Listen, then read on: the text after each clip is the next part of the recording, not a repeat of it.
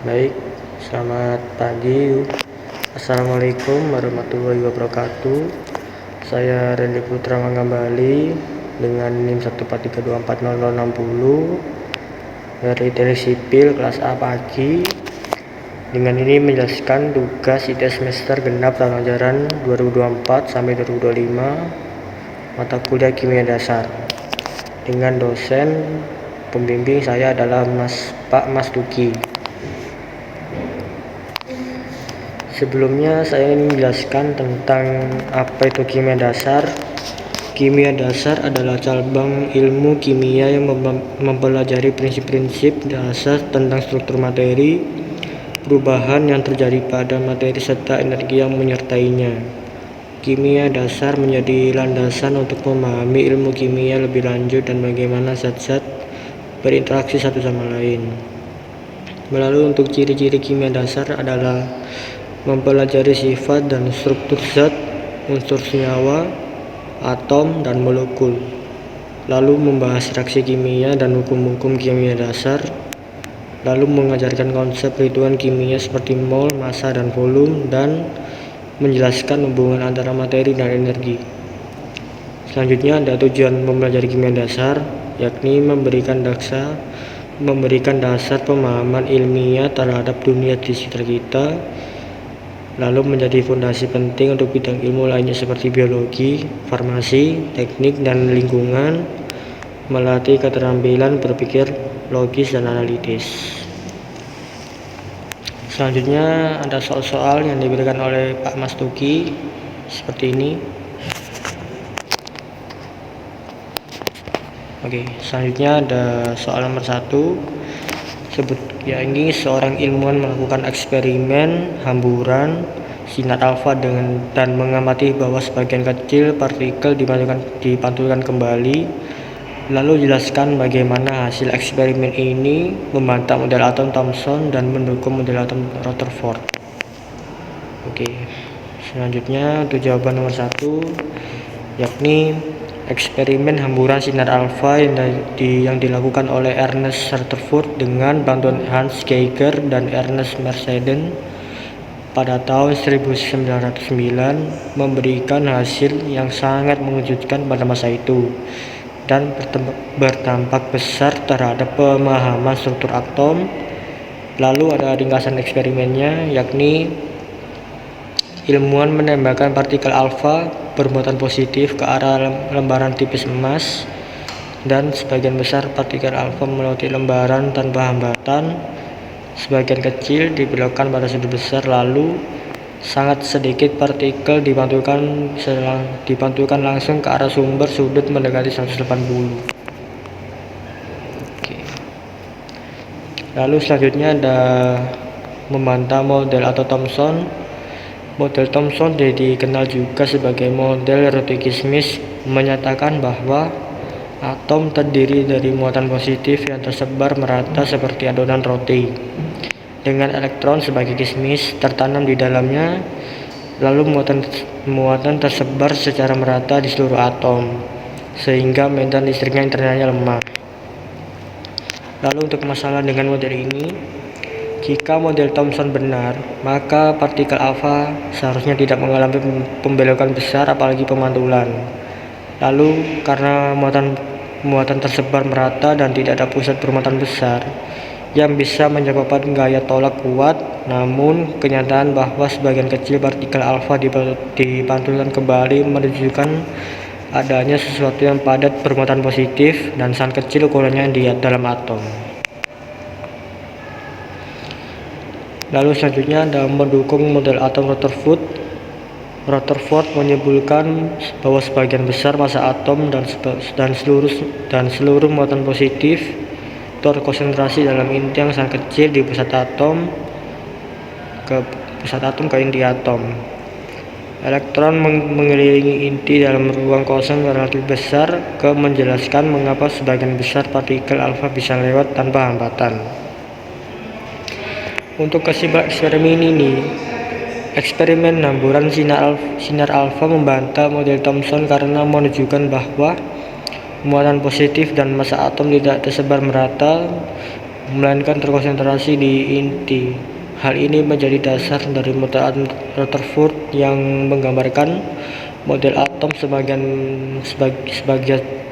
struktur dengan inti kecil, padat, dan bermuatan positif dikelilingi oleh elektron. Oke, lanjut ke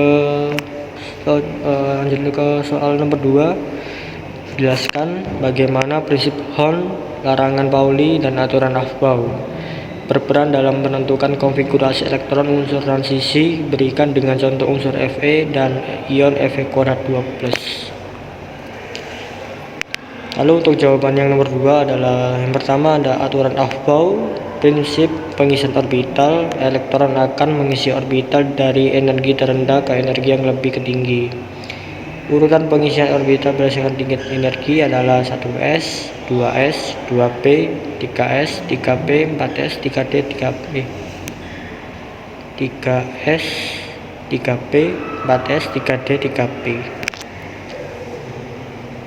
Lalu yang kedua, larangan Pauli dalam satu orbital tidak boleh ada dua elektron dengan keempat bilangannya kuantum yang sama. Akibatnya maksimal 2 elektron per orbital dan harus membagi spin berlawanan, yakni atas dan bawah. Lalu yang ketiga ada prinsip Hahn, elektron akan menempati orbital yang kosong terlebih dahulu dalam subkulit yang sama dengan spin yang sama sebelum berpasangan.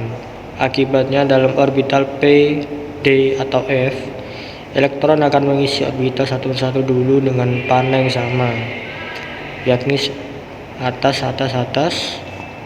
Untuk contoh konfigurasi elektron Fe Z sama dengan 26. Lalu urutan pengisian orbital 1s kuadrat 2, 2s kuadrat 2, 2p kuadrat 6, 3s kuadrat 2, 3p kuadrat 6, 4s kuadrat 2, 3d kuadrat 6. Jadi konfigurasi elektron lengkap adalah Fe buka kurung AR tutup kurung 4s kuadrat 2, 3d kuadrat 6. Lalu mengapa 4s diisi sebelum 3d?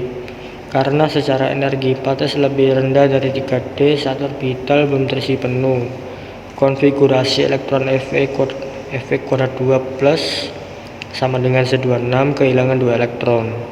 Elektron akan diambil dari orbital dengan energi tertinggi terlebih dahulu.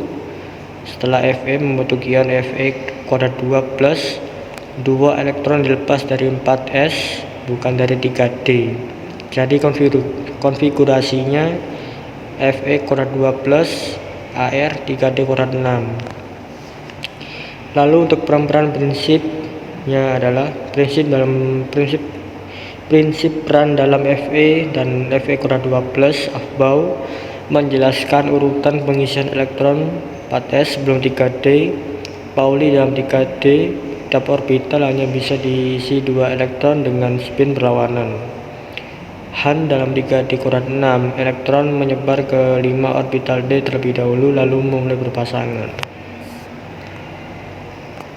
Oke, yang selanjutnya ada contoh susunan spin dari subkulit 3 kuadrat 6, yakni atas, bawah. Masing-masing anak panah mewakili 1 elektron, 5 orbital d dan 4 terisi dengan 1 elektron atas, 1 orbital terisi panah atas dan bawah. Lalu untuk contoh diagramnya seperti ini. Contoh diagram orbital, diagram Fe dan Fe kuadrat 2 plus. Seperti ini contohnya. Oke. Selanjutnya ada soal nomor 3, yakni sejumlah logam besi Fe direaksikan dengan gas klorin C2 menghasilkan besi 3 klorida FeC3 jika tersedia 10 tambah 60 gram besi. Nah, untuk soal nomor 3 ini menggunakan NIM yang berbeda-beda setiap mahasiswanya.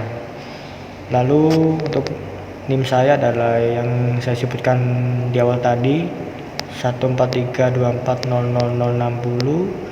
Maka untuk menggunakan soal nomor 3 adalah menggunakan nomor 2 digit terakhir dari nomor mahasiswa Anda. Lalu yang saya gunakan adalah NIM 60 untuk belakang NIM saya. Oke, yang untuk jawaban nomor 3 yang seperti saya bilang tadi, yakni adalah NIM 60, maka 10 tambah 60 sama dengan 70 gram. Reaksi kimia 2Fe tambah 3C2, lalu 2FeC3, lalu 2Fe tambah 3C2, lalu 2FeC3.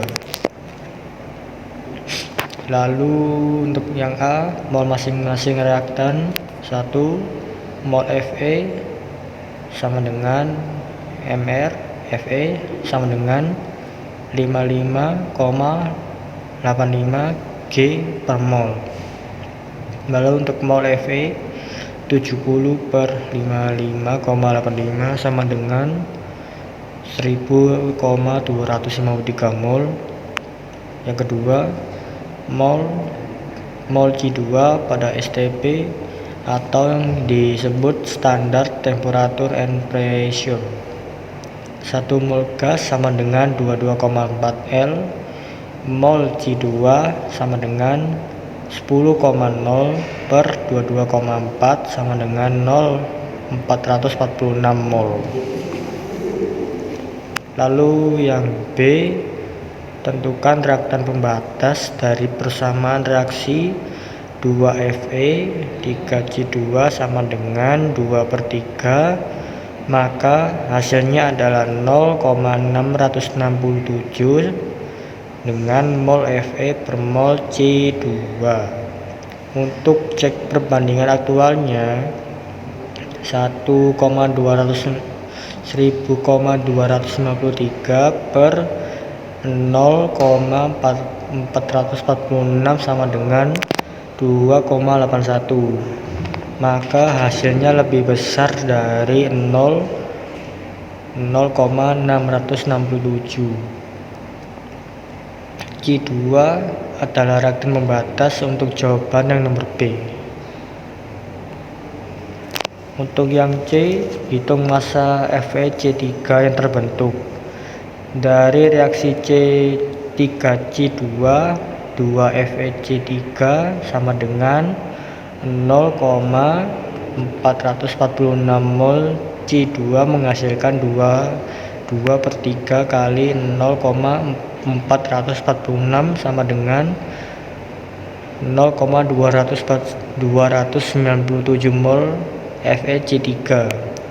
Lalu mR FeC3 sama dengan 55,85 ditambah buka kurung 35,45 dikali 3, maka hasilnya adalah 162,2 G per mol. Massa FeC3 sama dengan 0,2907 kali 162,2 sama dengan 48,17 gram. Untuk jawaban yang C adalah 48,17 gram untuk yang C. Untuk yang D adalah hitung massa sisa reaktan berlebih atau Fe.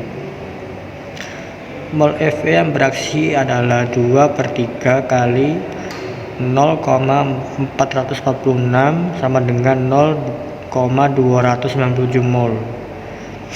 Sisa mol Fe sama dengan 1000,253 dikurang 0,297 sama dengan 0,956 mol. Lalu untuk sisa massa Fe sama dengan 0,996 dikali 55,85 sama dengan 53,38 gram untuk jawaban yang D. Untuk ringkasan jawabannya saya buat seperti ini saja. Yang A, mol Fe sama dengan 1000 1000,253 mol. Mol C2 sama dengan 0,446 mol. Untuk yang B, reaktan pembatas C2 adalah jawaban yang untuk jawaban yang B. Untuk jawaban yang C, massa Fe C3 terbentuk sama dengan 48,17 gram. Untuk yang D, massa Fe tersisa sama dengan 53,38 gram. Oke, sekali lagi saya ucapkan terima kasih untuk dosen saya, yakni Pak Mas Tuki, dan selaku para dosen yang lain, saya Randy Putra Mangambali izin pamit untuk materi ini. Semoga bisa dipahami. Sekali lagi mohon maaf jika ada kata-kata yang salah dari penjelasan materi tersebut ini yang saya jelaskan tadi. Sekali lagi saya izin pamit. Assalamualaikum warahmatullahi wabarakatuh.